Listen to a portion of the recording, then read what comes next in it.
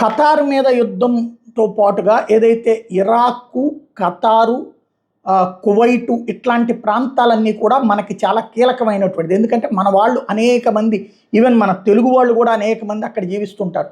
మన వాళ్ళు చూస్తుంటే అప్పుడప్పుడు అక్కడికి వెళ్తూ ఉంటారు. మన నాయకులు వాళ్ళతో మాట్లాడుతూ ఉంటారు.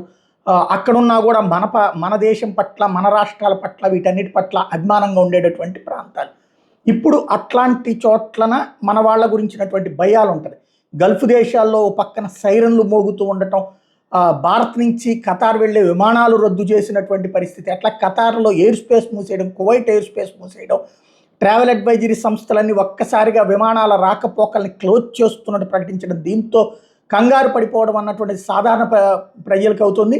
ఖతార్ మీద ఇరాన్ దాడుల్ని ఓ పక్కన సౌదీ అరేబియా లాంటి వాళ్ళు ఖండించడంతో యుద్ధం పరిస్థితి ఎటుకు వెళ్తుంది అన్నటువంటిది తేలాల్సినటువంటి అవసరం ఉంది. మరోవైపున మిడిల్ ఈస్ట్ విమానాలని ఎయిర్ ఇండియా పూర్తిగా రద్దు చేసింది. ఎందుకంటే ఎట్టించి ఎటు వెళ్తుందో తెలియదు. 24 గంటల వరకు అన్ని విమానాలని రద్దు చేస్తున్నట్టు ప్రకటించింది. గందరగోళ పరిస్థితులు కనబడుతున్నాయి. ఈ ఇంపాక్ట్తో ఇప్పుడు ఇది యుద్ధం ముదురుతుందా, కంట్రోల్ అవుతుందా అనేది చూడాలి.